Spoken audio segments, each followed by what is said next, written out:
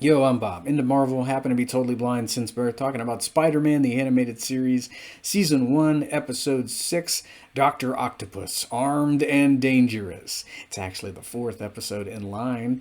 That's when it originally premiered. It premiered on February 18th in 1995. I'm choosing to place this sixth in the Season 1 chronology. That's where a lot of fans tend to place this one. It would actually premiere in reruns right after Menace of Mysterio. So, we're introduced to another member of the Insidious Six. That's what they call themselves in this incarnation. And it's a heck of a debut episode for Dr. Octopus. I remember seeing the animated series toy commercials even before this episode premiered, and I couldn't wait until they finally got to show this guy on screen. And he was voiced by the late great Efrem Zimbalist Jr. Efrem also did the voice of Alfred in Batman the Animated Series. So Efrem got to play in both the Marvel and DC animated universes. And I thought that was pretty cool when I found that out several years later, after the advent of the internet. Yeah, Efrem is the father of Stephanie Zimbalist, and she played in that Remington Steele show. I'd never seen that, but I thought that was pretty cool when I found that out as well. So, in terms of Peter Parker's dating history, now he's back to dating Felicia yet again. I mean, he's just a college kid dating around. He's not really sure who he wants to date. He's just kind of going back and forth between Felicia and Mary Jane. As they get mad at him, he kind of goes back to the other one, and he's just kind of having fun dating around. I don't know if he really wants a serious relationship, or if any of them do, in terms of being college kids. But he has gone to Felicia's massive mansion, her big freaking mansion, and I like the opening of the episode. We get to see where Felicia lives for the first time.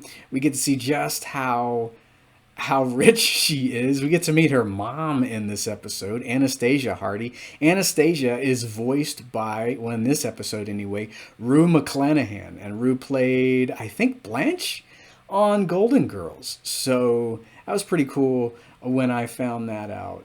So when Dr. Octopus breaks in to capture Felicia, it just kind of happened all of a sudden, and Peter is pretty much knocked out right after he shows up, right after he's transferred from the gate to the mansion. They kind of have a little back and forth, he and Felicia. He brings her flowers, and she's going to go get a jacket after he says, it's going to be a chilly night, but don't worry, I'll keep you warm. And she kind of hilariously brushes him off like, I think I'll just get a jacket if it's all the same to you. She has no time for that kind of stuff, so she kind of goes and gets her jacket, and then she is kidnapped by Doc Ock. I love the opening. Like, whenever you would see this show and X-Men, you would get like 2 minutes of episode, and then you'd go to a commercial break right away. And I always remember how this went to commercial break after Peter got knocked out. And then you had him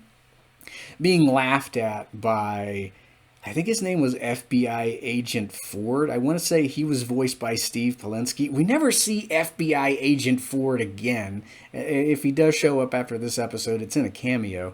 But yeah, this guy is not taking Peter seriously. He's not believing in the four metallic arms thing. And I wonder if he kind of got let go after this incident with the FBI. I'm not sure how much influence Anastasia Hardy has. I'd like to think quite a bit, because we don't see Agent Ford after this episode. So it was one of my favorite parts of the episode where, he's kind of laughing it off, and I'm like, dude, you live in New York City. How many freaks have you guys seen walking the streets day and night? So, if you don't want to believe in an octopus man, then I guess it's going to be on your own head. Apparently it was. I like that Peter has ties with Octavius. Seems to be a pretty small world, because Peter went to science camp when he was 10, and we find out that Octavius ran the science camp. And when all the kids were laughing at Peter because of an experiment that blew up in his face, Dr. Octavius was there to tell him, hey, don't listen to them. Science justifies all that we do in its service. Pretty much saying that the ends justify the means. So even back then, he was kind of, out there. And I like how we learn his origins. In this incarnation, he worked for the Hardy Foundation, and he was trying to generate cold fusion in a battery to, conserve energy and all of that. And it wasn't enough for Felicia's mom. They gave him a grant, then they cut off the grant because he just wasn't working fast enough. I mean, you can't rush science, but, I guess Anastasia is a bit impatient, and, he has to work in some basements. I think there's a gas explosion. I'm not sure because there is no audio description track to these episodes, as I say in every video. But yeah, the mechanical arms get welded to his spine. I guess he's working with them before the explosion, as he so often does in other incarnations, as we've seen. He's built the metallic arms to kind of help him do his work a bit better. When I was a kid, I always thought they just kind of were the product of a mutation, because I was going into the episode without sight. But, now that I've seen so many other incarnations, and they kind of give you context clues as to him building those tentacles, because of his sheer genius, I guess. And he's got them welded to his spine in this one as well. So pretty neat little origin there for Dr. Octopus.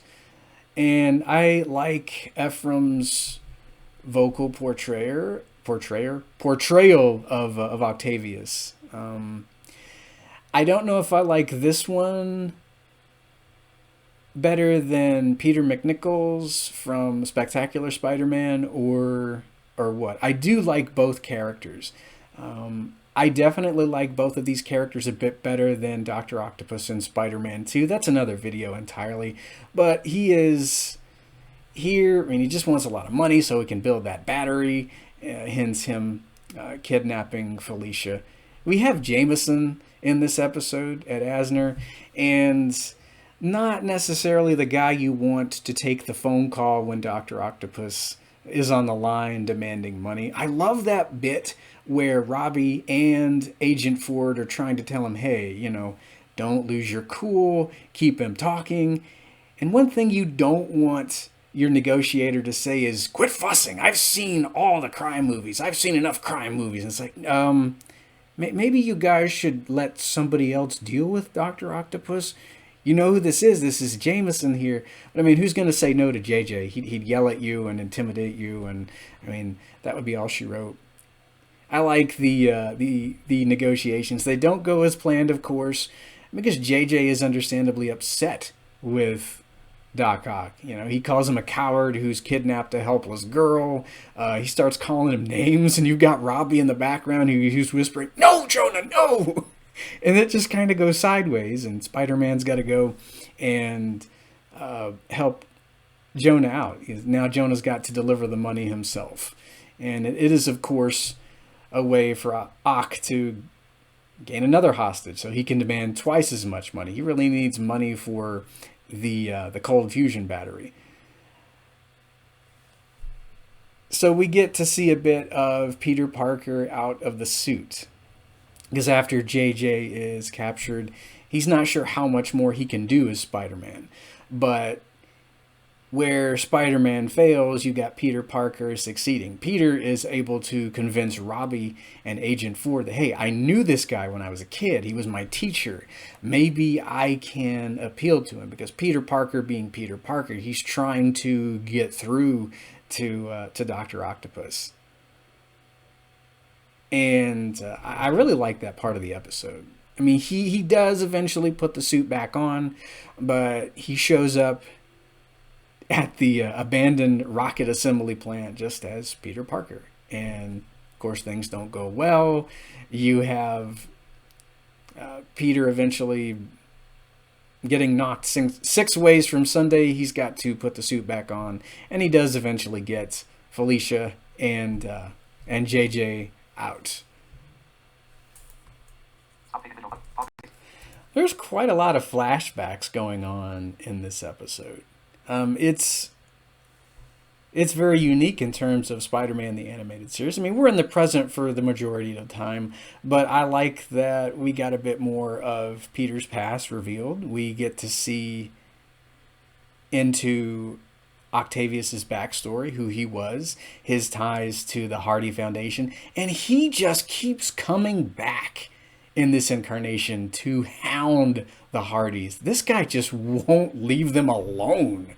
Need to get a restraining order on Doc Ock, Anastasia. So yeah, even though they put him in prison at the end of the episode, we will see him when season 2 premieres in the Insidious 6 two-parter. He does make a comeback along with the other villains we're going to be introduced to throughout season 1. We've already been introduced to Mysterio, but yeah. I think one of the things that sticks out to me in this episode is always going to be Jonah's temper. I still don't understand why they let him do the negotiating. I'm not saying I disagree with the writing choice. I do like it. I mean, you know, he's the boss. He's very loud. And so I would imagine a lot of people are under the impression that he knows what he's doing because he's very confident. But it just goes, I love how it just goes sideways when he starts insulting Octavius there over the phone. And it is, it's quite the train wreck. It's one of my favorite parts of the episode. I'm sure the fight scenes are awesome.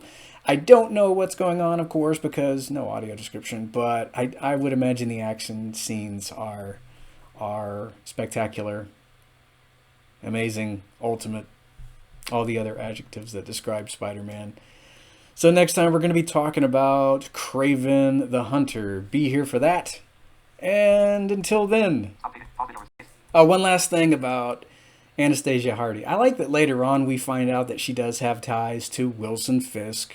You know, he's very wealthy. She also has ties to Norman Osborn. So, you know, all the rich folks in New York in the Spider-Man universe, of course they know each other. And of course they're on the same boards, and a pretty small world in terms of Spider-Man the Animated Series. And I think it does fit. We'll get into that in later videos. Till next time.